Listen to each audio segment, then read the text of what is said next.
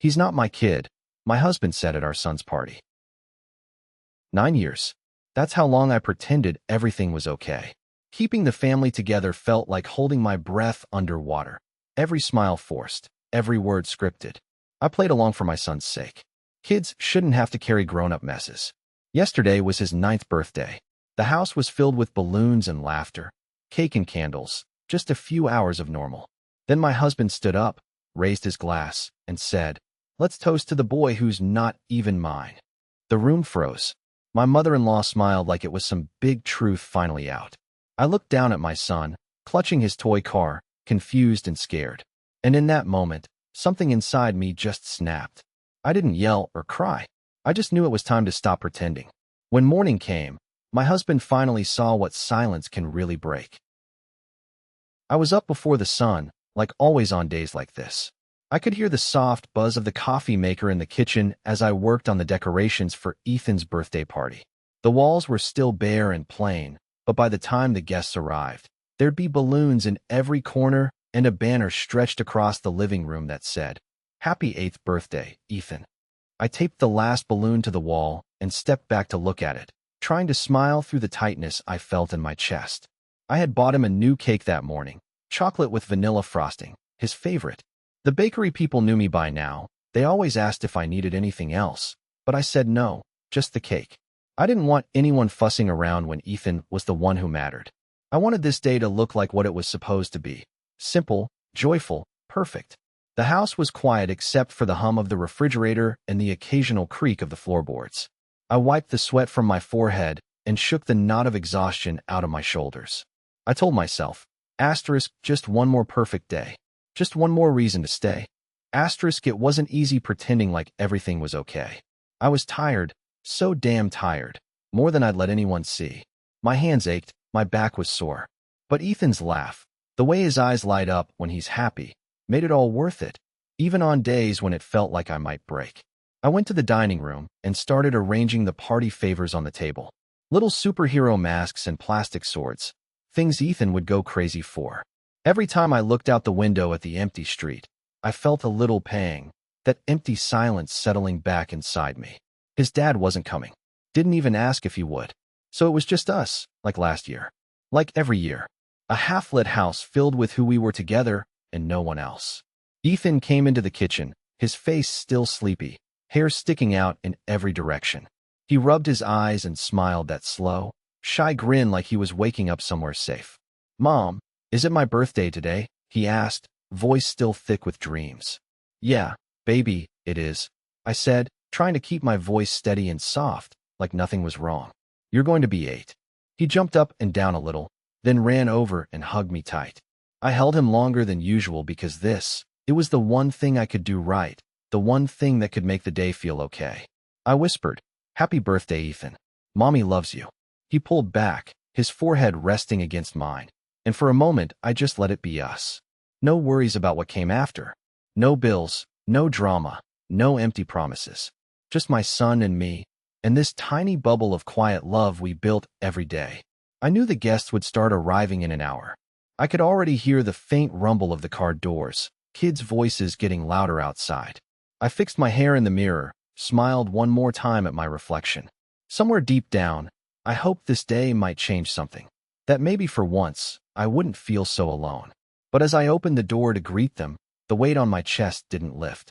It pressed harder, reminding me that no matter how many balloons or cakes, some things don't get fixed with party decorations. Still, I told myself, just today, just this one day, I'd let myself believe in normal. And maybe, just maybe, that was enough. The doorbell rang, and I stiffened before even getting up. I knew who it was, but part of me still hoped maybe they'd cancel. No such luck. I dragged myself to the door, trying to wear some kind of smile, the usual hello. "So glad you're here," act that felt like a costume I put on too many times before and hated every second of. My husband didn't move. He was in the living room, scrolling on his phone like it was the only thing keeping him sane. I caught his eye just as I opened the door, but he looked away, back down at the screen. Not a word about our guests arriving. Not a "let me help." Just nothing. They came in, the kind of people who think a gathering means a performance. My mother-in-law first, crossing the threshold with that fake sweetness that knows exactly how much poison it's about to unload. She smiled like someone who couldn't wait to see me bleed politely. Her eyes scanned me from head to toe, not the warm kind of scan, more like inspecting a scratch on her favorite vase. My heart sank because I knew what was coming. The subtle digs that felt like they could break you if you let them.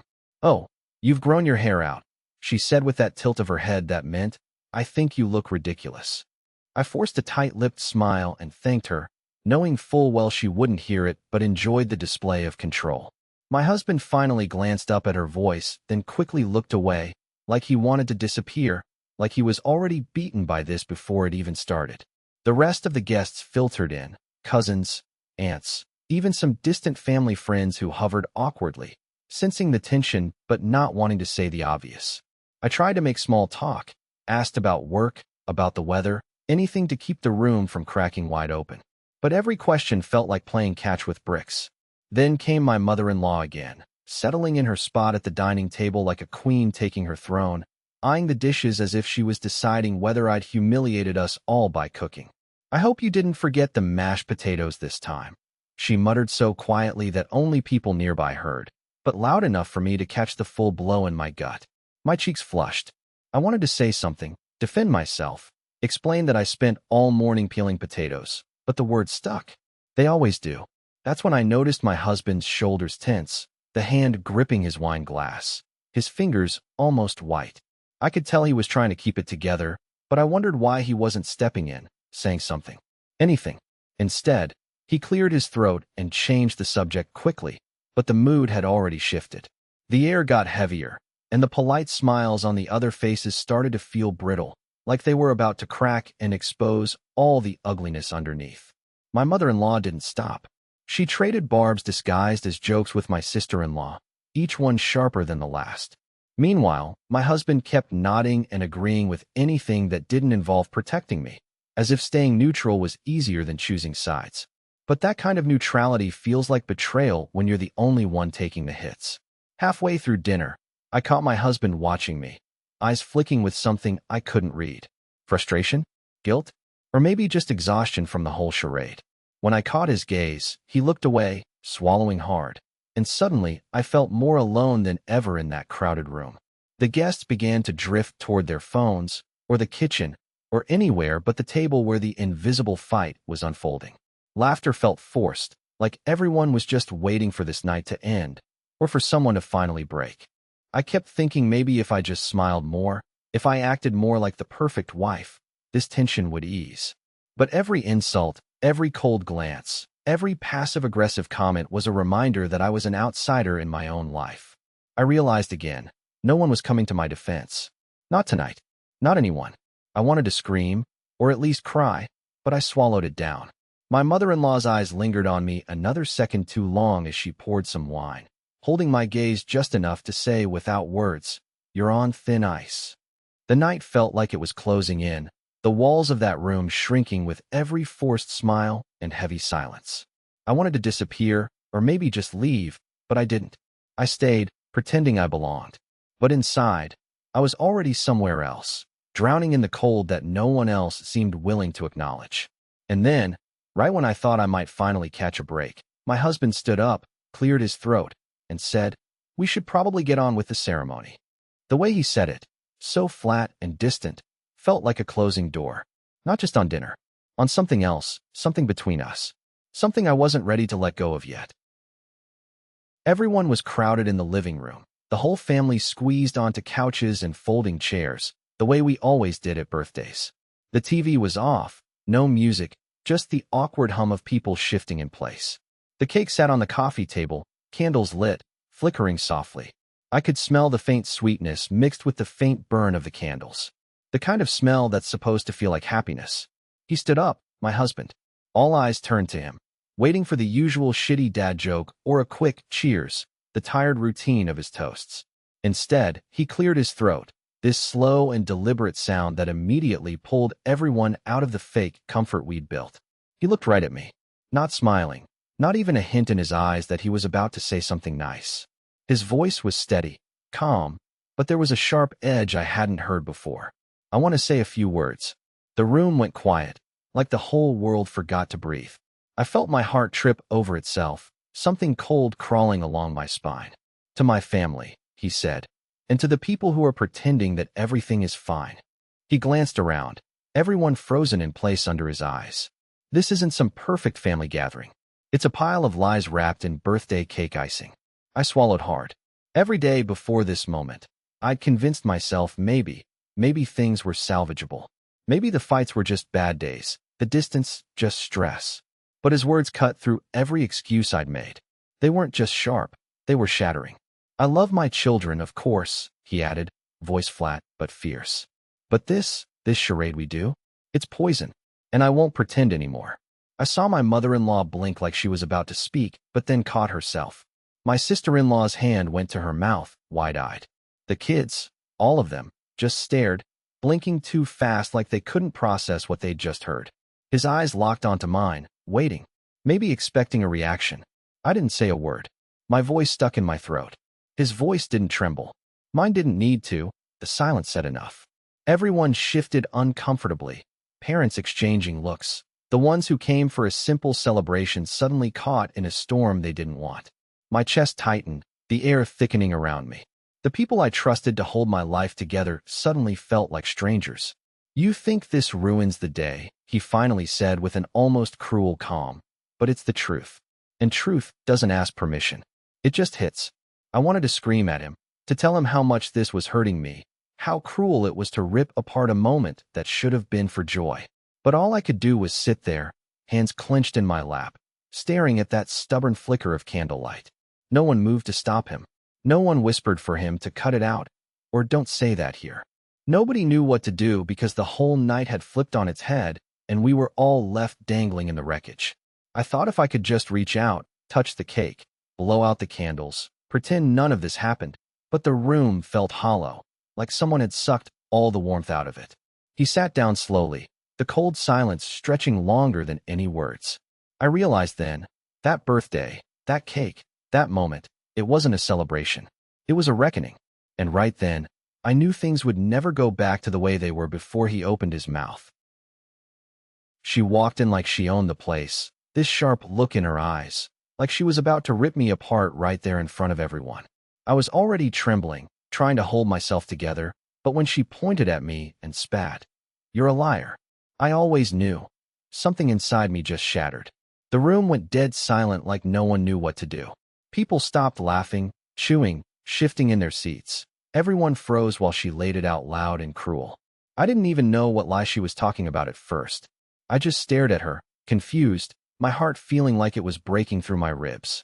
My husband just watched, his face blank, but his eyes wide, like he was trying to understand what the hell was happening in front of him. I felt every gaze slam into me like punches. No one was stepping up to stop her. She kept going, voice low but sharp. "I saw the signs. I told your husband again and again." She said it like she'd been waiting for this moment, to make me look small, pathetic, like the bad guy in our story. And honestly, part of me wanted to disappear, right there and then. I thought maybe, just maybe, she was right. Maybe I'd been lying to myself all this time. But then an ugly twist hit me. She wasn't just throwing words. There was a cold, calculating edge to her that made all this feel like a damn show. Like she was proving something to everyone else, but really, to him. My husband. My son. The whole thing gutted me. If I'm honest, I was terrified for him. For what he'd see and believe after hearing his mother tear me down in front of his friends, his family. The way she said it all like a dagger twisting in a too fresh wound. My son's candles were still burning when his world went dark. That line echoed in my head. Something she threw out, vague but cruel, like she was holding all the pain and anger under her breath. I locked eyes with my husband then, hoping to find something there. Defense, understanding, even a flicker of anger at his mother. But his confusion was all I got.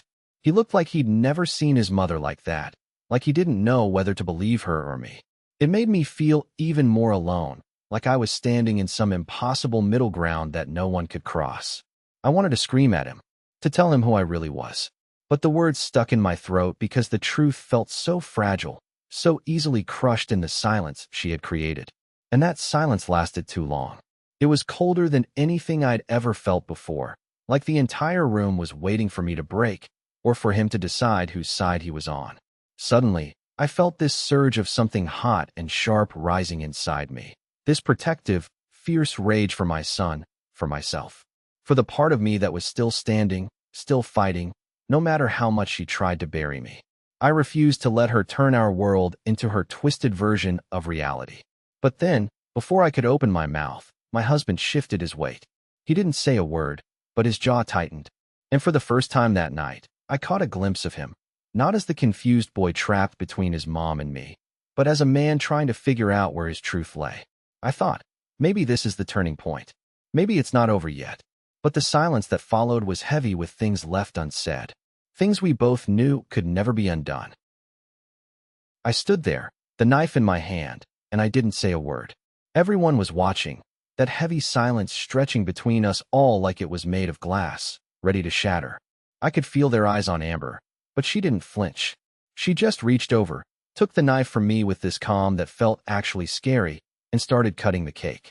The cake was those cheap store-bought ones, smashed together with too much frosting, the kind you pick just because you have to. I hated it, hated how fake it all looked. But Amber's hands moved steady, slicing through as if she was doing some kind of ritual, not for celebration, just to get it over with. People kept staring, whispering with their eyes, ticking off all the ways we had failed. I caught my dad's gaze, that looked like he wanted to blame someone, and it burned through me. But Amber never once looked back at them. Not once. She was locked in on the cake, and somewhere under that quiet, I could tell she was already somewhere else, plotting or planning. I wasn't sure which. When she handed a piece to me, I forced a smile.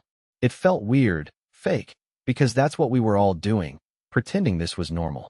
I looked around, saw the rest pulling out cameras and phones, capturing this bitter moment like it was some happy memory. Amber didn't stop me. She just smiled for the photo, and I could almost hear her think, funerals deserve photos too.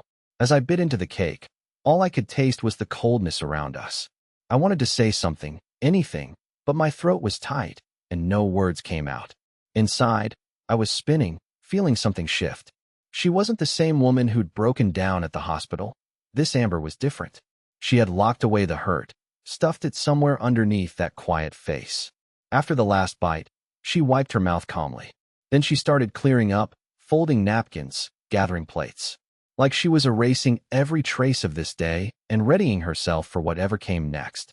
I felt a gnawing in my chest, this strange mix of relief and dread.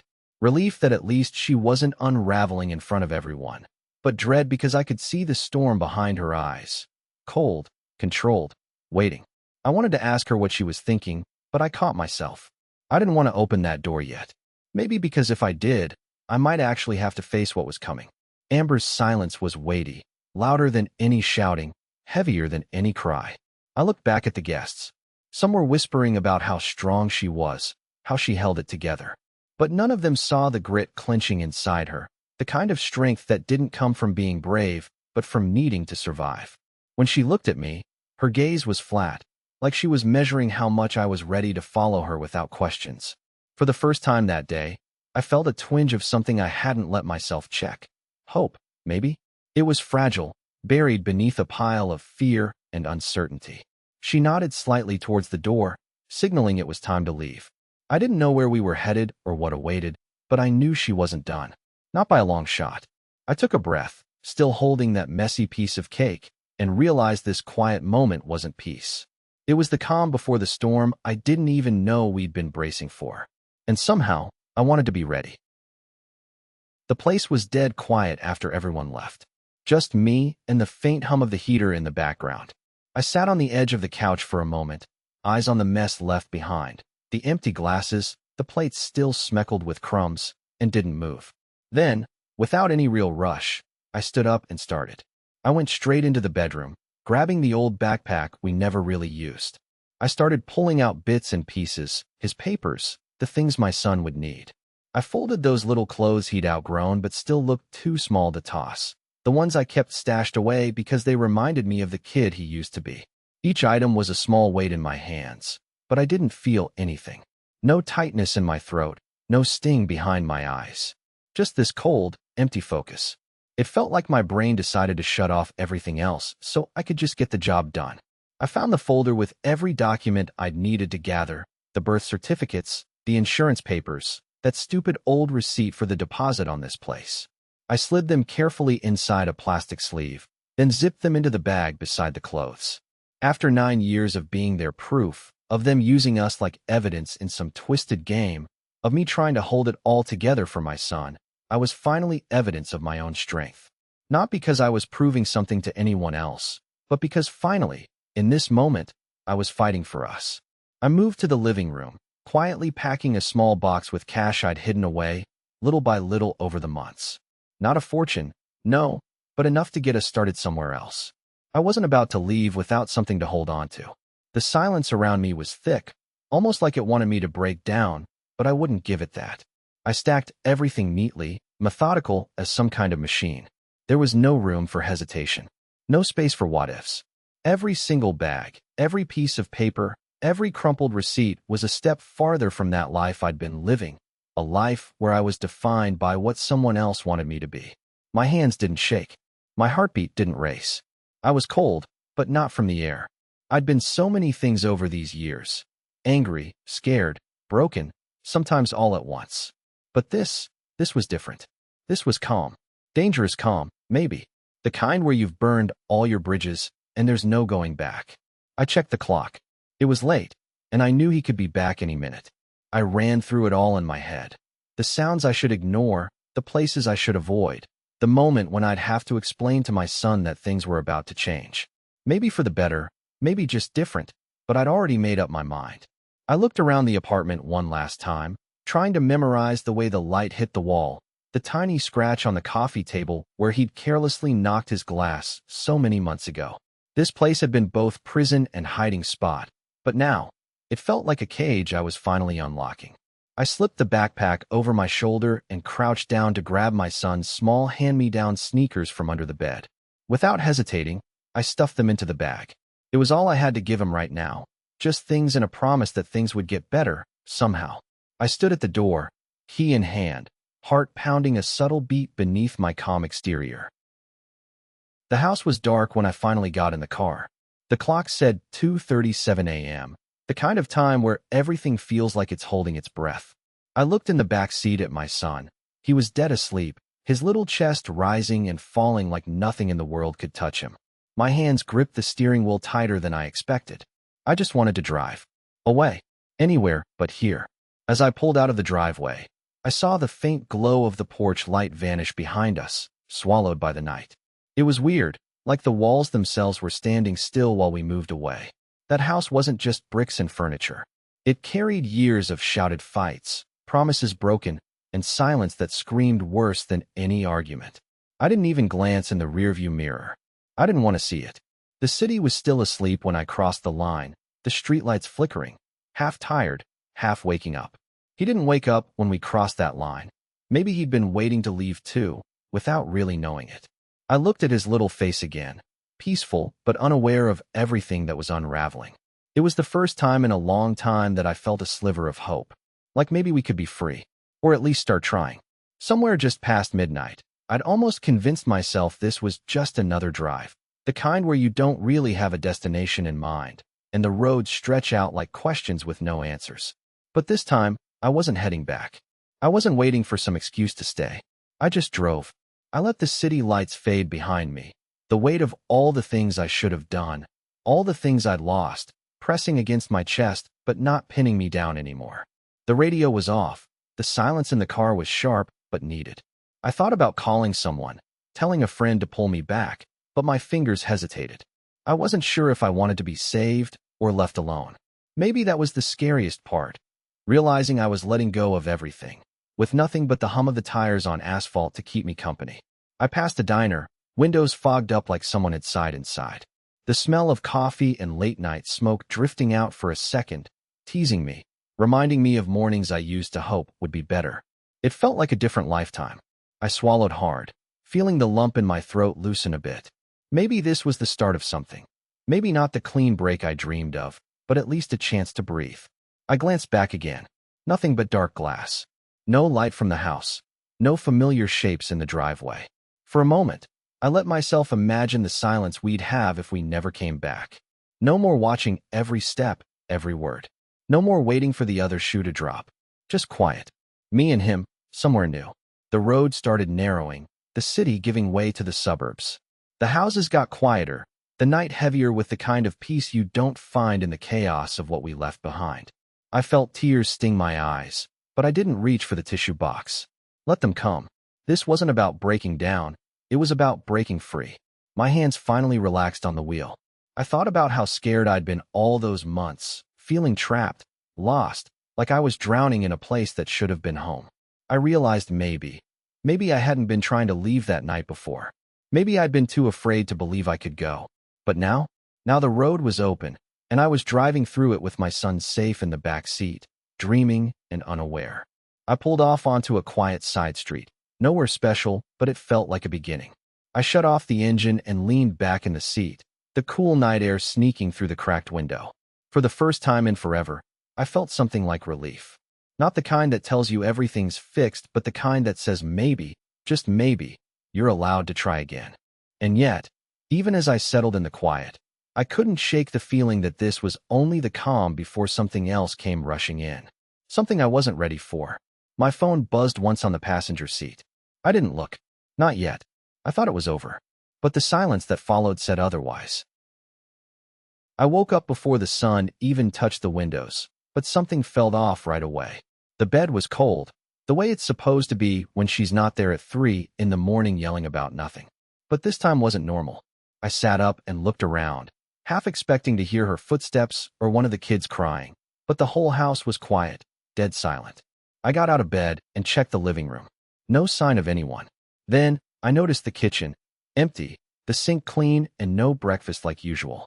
That's when I started looking for her phone, her wallet, any sign she'd been there. Nothing. The whole place was stripped bare, but not in a way that made sense. It was organized, like she had a plan. I went upstairs, and in her side of the closet, all her clothes were gone. I opened the dresser drawers, empty.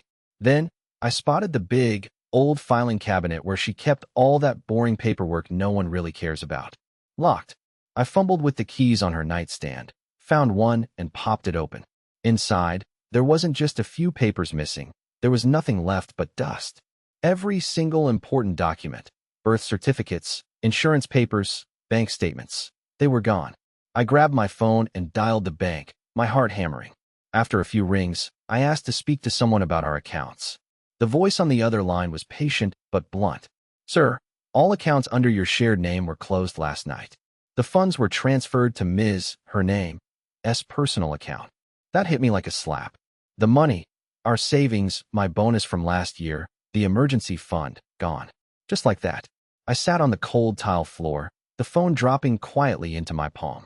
I didn't know what I was more afraid of, how she pulled this off, or that I never saw it coming. I remember the panic on my face that morning in the mirror. I didn't recognize myself. My hands were shaking, and I kept rubbing them against my shirt like I was trying to wipe away what I didn't want to believe. Part of me wanted to call her, beg her to come back, to tell me this was just some elaborate prank. I didn't do it. Instead, I sat there, trying to piece together every fight. Every night she told me I didn't listen, that I didn't care. And now, nothing left but silence. Funny how silence echoes louder when it's all that's left. I wandered through the house, looking for some clue. Maybe she left a note, something. The desk was cleared, the drawers empty. Even the laptop was gone. It was like she erased our whole life here, stride by stride, carefully cutting herself out of me. After hours passed, I finally found the letter on the kitchen counter. It wasn't long, just a few lines. She said she wanted to keep what was hers, that she tried to stay for the kids but couldn't anymore. She told me this was the end, that I never made her feel seen or respected, a truth I fought to deny but now stood right in front of me. Looking back, maybe I deserved some of it. Maybe I was always too caught up in my own world to notice she was leaving me piece by piece. The house was too quiet.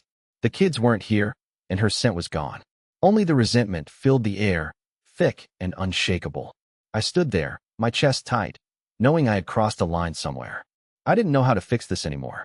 And just when I thought I had hit rock bottom, there was the sound of my phone buzzing on the counter. I looked down, and it was a message from her. But it wasn't what I expected. It read, "I'm done explaining." My phone started blowing up just after midnight. I saw his name flashing on the screen, more times than I could count, and honestly, every buzz felt like a punch to my gut. I didn't answer right away. Part of me knew what was coming. I tried to brace myself, but there was no real way to be ready for that kind of panic. When I finally picked up, his voice came through strained, desperate. "Amber, please. Just talk to me. Please." The way he said my name, all frantic and raw, I could almost hear the pieces of his head falling apart one by one. "Please, you have to tell me what's going on." He kept begging, voice cracking like he was holding back tears, or maybe worse. I swallowed hard, just listening and feeling this strange mix of anger and pity twisting inside me. He sounded so small, so completely lost. "I'm sorry, Amber. I didn't mean for any of this. I swear, I didn't." His apologies spilled out fast, stumbling over themselves. He sounded like a cornered animal, and part of me wanted to reach out, to tell him it might be okay, to fix it somehow. But I didn't say a word. There was a silence on my end, just breathing, steady and cold. I realized, maybe for the first time, how much power I could hold with nothing but quiet. It felt like the space between his words was filling up with all the regret I wanted him to understand without me needing to say it aloud. "Amber, please, don't do this. You can't just cut me off. I'll do anything. Just tell me what you want." "I'm sorry," he repeated, pleading like he was bargaining with his own collapse. I kept that silence, letting it stretch longer than felt comfortable, but I wanted him to feel the weight of what he'd done, the absence where I should have been. Each breath I took made me more sure. I wasn't going to be the one to fix this. Not yet. Not like this. He needed to figure it out without me leading him by the hand. It was exhausting, all the promises, the crying in his voice behind the phone. But I didn't owe him my forgiveness or even my attention. Not this time. "I can't just pretend it's okay," I finally said, voice quiet but steady. "I'm not the one who's supposed to explain this." His voice dropped, almost breaking. "Amber, what did you do? What did you say?" He sounded like he thought I'd lost it, or worse, that I'd done something irreversible. I wanted to tell him, to yell back that some things don't need words, that some lessons are learned in silence. But I held back. Instead, I just hung up. After the call ended, every ring I ignored was a little victory, a sign I was trying to take back control, even if shaky, even if scared. The only sound was my own breathing, steady and unyielding. For once, I wasn't the one pleading. I wasn't the one desperate. I thought it would bring relief, this sense of boundary, but instead, it made me feel hollow and stronger all at once, like I was staring down the fallout and still standing. And yet, beneath it all, I couldn't shake the quiet, gnawing question. How far gone was he now, on the other side of that silence? Sunlight was pouring through the windows in the living room, soft but bright enough to warm the whole space. I sat on the couch, the cushion pressing into my back, and watched him, my son, playing with those cheap wooden blocks we picked up at the thrift store last week. He was so absorbed, his little hands stacking and knocking down towers, totally in his own world. I didn't feel that usual tightness in my chest that used to hit me whenever I thought about the past.